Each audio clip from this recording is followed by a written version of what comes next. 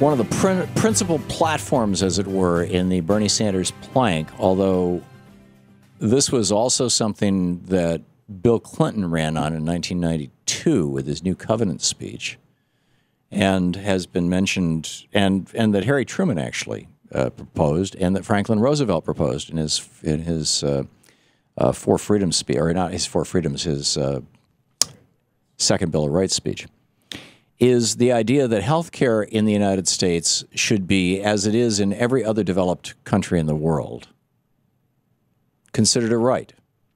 You have the right to free speech. You have the right to travel about. In the United States, you have the right to have a gun. Why don't you have the right to life when the Declaration of Independence says we're creating our nation so that people can have life, liberty, and the pursuit of happiness? Article 1, Section 8 of the Constitution gives Congress the authority to raise taxes and spend money to promote the welfare, the general welfare of Americans. And as medicine has become more technologically advanced, it's become more expensive, and paying for it has become, a challenge.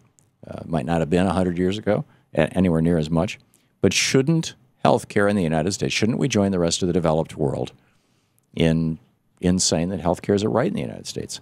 Neil McCabe, a conservative columnist with townhall.com and editor of the Washington Mercury news site, is on the line with us, thewashingtonmercury.com. And Neil, for people like you and me who have a decent income and people above us who have mind-boggling incomes, this is really not an issue. This is really an issue for people, principally the working poor in the red states where Republicans refuse to expand Medicaid. So they're actually working, so they're making enough money, $2,000 to $3,000 a year at least, so they don't qualify for the state Medicaid program. But they're not making enough money that they qualify for Obamacare and subsidies, which is around, what, 15, 20, 20,000, 30,000 a year, depending on the state. So these people have absolutely nothing. Why do you hate the working poor? Yeah, and why do you hate development in the developed world, Neil? What is your deal? Because I'm talking about the United States. Listen, Tom, hacks running healthcare is not the issue, and unfortunately, when the government is running something, that's what you're going to get. And oh, really? Hang on just a second. You've got. And I've participated in. I've been a client of Veterans Administration hospitals, which is basically what you're going to get across the country, except for those people who are politically connected, who will get into what will happen is there'll probably be some kind of special hospitals for party members or something like that. Neil, absolutely nobody, even Bernie Sanders, nobody is suggesting that we should have socialized medicine in the United States the way that we do with the Veterans. Where else does this road go? You have single payer. The Veterans Administration is socialized medicine, just like pretty much the entire British system, which is where the government owns the hospitals. The doctors are employees of the government. The radiology machines, everything, it's all owned by the government. The government runs it. No politician, to the best of my knowledge, this is a straw man that you guys always pull out, including Bernie Sanders. Nobody is calling for that in the United States. What we are calling for is an expansion of single payer, which is let's get the banksters out of the business of healthcare. You've got Stephen J. Hemsley has taken over $1 billion in compensation as the CEO of United Healthcare.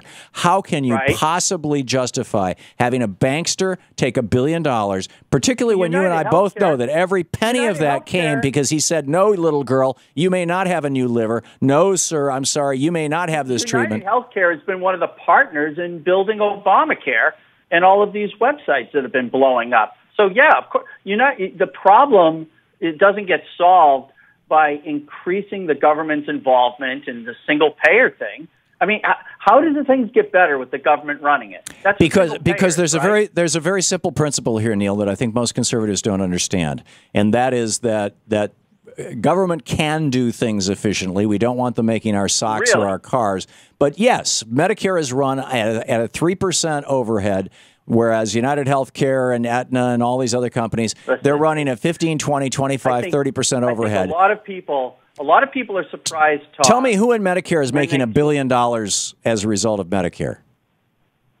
Well, Tom, I mean, I don't believe in Medicare. I don't believe in Medicaid. I mean, I say... I know you think to hell with all the poor people. I get it. I understand that, Neil. Yeah, I understand the conservative position. That's exactly what I said. Screw them. Let them die. There's 18,000 of them who are going to die this year because of the decisions of Republican governors in the United States. And I understand that. I think they're heartless sociopaths, but I understand that. Listen, Tom, it's like what surprises a lot of people, especially on the left, is that people who have served in the military are among your most skeptical about government efficiency. There are few organizations in the government. Once again, Neil, nobody is suggesting socialized medicine. Nobody is suggesting. If you want to keep arguing a straw man with me, I'm not going to argue a straw man. I'm not going to argue a straw man. Nobody is suggesting the VA should go national. The VA, by the way, has. We need a free market approach to get rid. It's the government. There's no such thing as a free market, Neil. Problems.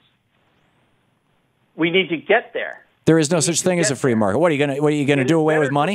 It is better to light one candle than to curse the dark. Neil, you want to do away with money? No, I don't want to do away with money. Okay, so government provides the money, which is the basis for the marketplace. You want to do away with the rules of the marketplace so that I can't sue my health insurance company if they screw me? If you wanted to go to a banknote system, I'd be with you. But no, I'm saying there's no such thing as a free market, and the so-called free market that we have is a monopolistic market by half a dozen of giant banksters, which would be broken up because in the economy, in a free operating economy, as free as you can get. There's centralizing and decentralizing. So you want government to break up these big insurance companies? Is that what you're saying? The market breaks these things up. No, the market aggregates them. The laissez-faire economics always leads to monopoly. The market anymore. I mean, these companies, they come and they go. These rich families, they come and they go. Everything's broken up. I haven't seen any of them go in a long, long time, Neil. Have you? Well, listen, the Kennedy family doesn't have nearly the concentrated wealth that it used to have because it's divided among 10,000 cousins. And you see things with the Ford family. All of the great fortunes of 50 years ago have been all dissipated. Okay? And the fortunes that are being built today, in 3 generations, they'll be gone. And that's the truth. And you don't. Well, that may or may not be the truth, and that's a whole completely different conversation about how second and third generations squander money. But you've got the Walton family who have made their fortune giving money to communist China. You got the Koch brothers who inherited their fortune from their father doing business with communist Joe Stalin. I don't want the Walton family to get their solar subsidies either. I mean, you don't want the. Back to the question: why are you saying that health care should not be a right in the United States? Because what happens is it puts it in the hands of the government. And when you put it in the hands of the government, you put it in the hands of the hacks. That's the problem. My problem with the government is the hacks that run the government. So you think that George Washington and Abraham Lincoln and Teddy Roosevelt and Dwight Eisenhower, these guys are hacks? I think that a lot of them were skeptical of hacks, and Teddy Roosevelt has a very mixed record with me. And there are no hacks, in corporate America, the corporate for-profit health insurance companies. Every time Louise is still on medication for her breast cancer, every time she gets it, they challenge her. But they run these companies into the ground, and the market beats them. No, they don't. They run these companies so that they're more profitable. Every time they challenge Louise's medications, if she fails to respond to their challenge, they refuse to pay, and she ends up in collection. How is that sane? We are in a system that was started in World War II, as you and I have discussed, and it's like we can't tinker with this system anymore. The system we have now is born from what was created by the Kaisers and the New Dealers during World War II, and we got to break out of this system. We've been nibbling at the edges. The Kaisers, they've had single-payer health care in Germany since 1881, Neil. And we're doing everything Germany does? We should be doing single-payer health care. I lived there. It really works. Anyhow, Neil McCabe, TheWashingtonMercury.com. Thank you, Neil. Great to be with you, Tom. Good talking.